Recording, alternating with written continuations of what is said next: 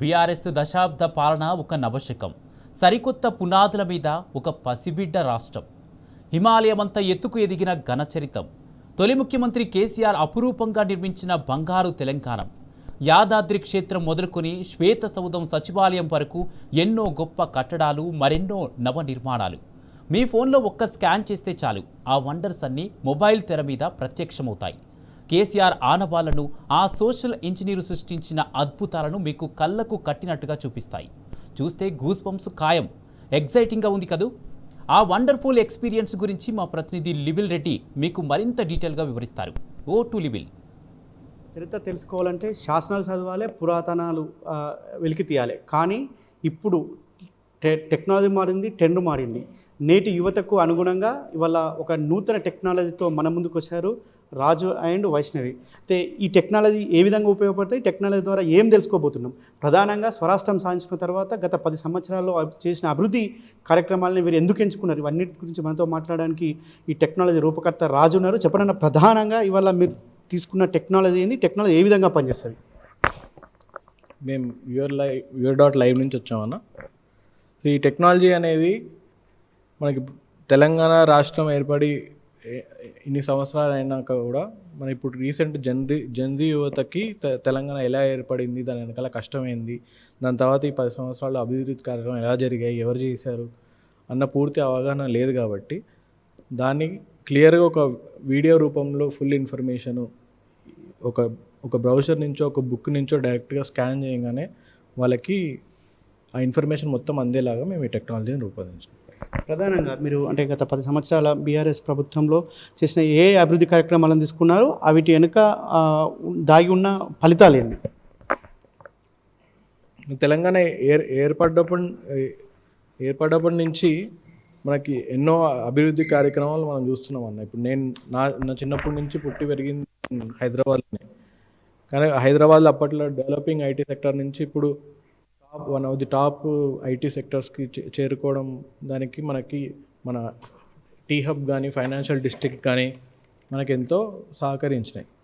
So ఆ information ఇప్పుడు లేటెస్ట్గా మన 20 ఏళ్ళ జెన్జీ పిల్లలకి లేదు. కాబట్టి ఆ ఇన్ఫర్మేషన్ని వాళ్ళకి ఎలా అందియాలి, డైరెక్ట్ స్కాన్ చేయగానే ఏ యాప్ అవసరం లేకుండా ఆ ఇన్ఫర్మేషన్ వాళ్ళకి తీసుకెళ్ళడాన్ని మన టెక్నాలజీ బాగా యూజ్ అవుతుంది. ఇప్పుడు ప్రధానంగా టీహబ్కి వచ్చేసరికి టీహబ్లో ఏమేమి పొందుపరిచారు? అంటే ప్రధానంగా టీహబ్కు ఇనాగ్రేషన్ చేసిన తేదీలో ఏమేమి పొందుపరిచారు?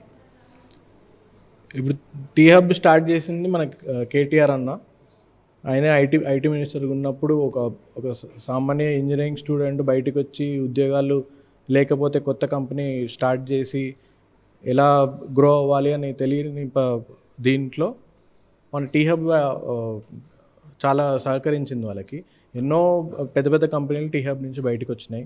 సో దానికి అంత కారణం మన కేటీఆర్ అన్న అని చెప్పి దానికి క్లియర్గా ఇన్ఫర్మేషన్ అంతా ఎప్పుడు ఎలా స్టార్ట్ చేశారు, కేటీఆర్ ప్రభుత్వం కేసీఆర్ ప్రభుత్వం ఎలా అయితే అభివృద్ధి కార్యక్రమాలు జరిగినాయి, ఏ కంపెనీలు బయటకు వచ్చినాయి, అంత ఇన్ఫర్మేషన్ దాంట్లో ఉంటుంది.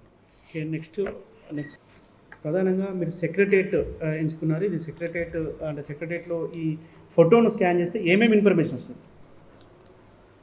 సెక్రటరీ ఎప్పుడు శంకుస్థాపన ఎప్పుడు జరిగింది, దాన్ని కట్టడానికి వెనకాల కృషి ఏంటి, ఎవరు దాన్ని ప్రారంభించారు, అదంతా మన ఇన్ఫర్మేషన్ దాంట్లో ఉంటుంది అన్నాం.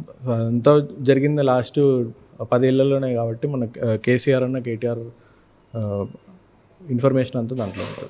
ప్రధానంగా ఇవి అంటే సెక్రటరియట్ కావచ్చు, ఇట్లా మీరు టీహబ్ కావచ్చు, ఇవన్నీ ఎంచుకోవడానికి ప్రధాన కారణం ఏంది? అంతేకాకుండా ఇన్ఫ్రాస్ట్రక్చర్ రాష్ట్రంలో జరిగిన అనేక అభివృద్ధి కార్యక్రమాల కేర్ ఆఫ్గా ఇవాళ హైదరాబాద్ నగరం ఉంది. హైదరాబాద్ నగరంలో ఇన్ఫ్రాస్ట్రక్చర్ ఇవన్నిటికీ ఇవే ఎంచుకోవడానికి కారణం ఏంటి? అంటే అదే నేను చిన్నప్పటి నుంచి హైదరాబాద్ని ఎట్లా చూసినానో, ఈ లాస్ట్ కేసీఆర్ ప్రభుత్వంలో తెలంగాణ ఎలా మార్పు చెందిందో నాకు స్వయంగా తెలుసు. కాబట్టి ఏవేవైతే మన మేజర్ ప్రాజెక్ట్స్ ఉన్నాయో అవన్నీ మేము జెన్జీకి ఒక ఫోటో నుంచి డైరెక్ట్గా వీడియో రూపంగా తీసుకెళ్లాలనే మన ఫైనాన్షియల్ డిస్ట్రిక్ట్ కానీ టీ హబ్ కానీ టీ వర్క్స్ కానీ సెక్రటేరియట్, మన యాదగిరిగుట్ట టెంపుల్, మెట్రో వర్క్స్ అంతా ఇన్ఫర్మేషన్ దీంట్లో ఉంది. అంటే ప్రధానంగా ఇవాళ కాళేశ్వరం ప్రాజెక్ట్ అంటే world largest multipurpose irrigation project అని మాత్రమే తెలుసు. దాని వెనుక ఇంకేమేమి ఉన్నాయి?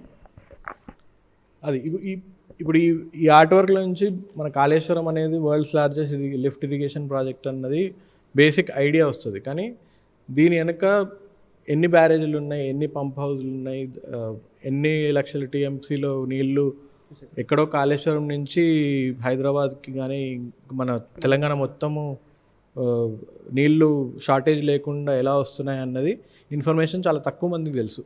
So every barrage pump house అంతా కవర్ చేస్తూ మొత్తం టోటల్ ఇన్ఫర్మేషన్ దాంట్లో ఉంటుంది. ఓకే, అంటే నెక్స్ట్ అంటే ఇప్పుడు ఇవన్నీ చేశారు, నెక్స్ట్ ఈ ప్రాజెక్ట్స్ ఏంది, ఏ విధంగా ఉండబోతుంది? ఇవాళ తెలంగాణ రాష్ట్రంలో చేసిన అనేక అభివృద్ధి కార్యక్రమాలు ఇవాళ ప్రపంచానికి చూపెట్టే ప్రయత్నం మీరు చేస్తున్నారు. భవిష్యత్తులో ఏ విధంగా ముందుకు పోతున్నారు? మేము కాళేశ్వరం మీదే ఇంకా డీటెయిల్డ్ ప్రాజెక్ట్ మీద పనిచేస్తున్నాం అన్న. ఇప్పుడు ఈ మ్యాప్లోనే మనం చూసుకున్నట్టయితే ఎక్కడో కాళేశ్వరం నుంచి మన హైదరాబాద్కి కానీ భద్రాచలానికి కానీ మనం మల్లన్న సాగరు, కడూరు మొత్తం తెలంగాణ వ్యాపించేలా వాటర్ ఎలా వస్తున్నాయి, దాని వెనకాల ఎంత కష్టం ఉంది అనేది ఒక ఇంటరాక్టివ్ మ్యాప్ ద్వారా మేము ఇదే జెన్జీ స్టైల్లో అట్రాక్టివ్ ఆర్ట్ వర్క్తోని ఒక మ్యాప్ను రూపొందించి దాన్ని మేము ముందుకు తీసుకెళ్ళాలనుకుంటున్నాం. కాళేశ్వరం గురించి పూర్తి స్థాయిలో అందరికీ క్లియర్ ఇన్ఫర్మేషన్ తెలుస్తుంది. అంటే ఇది చేయడానికి మీకు ఎన్ని రోజులు పట్టింది? అసలు ఇదే చేయడానికి కారణం ఏంటి? మనకి ప్రింట్ మీడియా నుంచి డిజిటల్ మీడియాకి మధ్యలో ఒక చిన్న గ్యాప్ ఉంటుంది అన్న. ప్రింట్ మీడియాలో ఒకటి చూసినప్పుడు ఇన్ఫర్మేషన్ మనం కొంతవరకు అర్థం చేసుకొని ఒక ఆర్ట్ వర్క్ బాగున్నట్టయితే మనకు ఒక అవగాహన వస్తుంది ఈ ప్రోడక్ట్ ఏంటి అన్నది.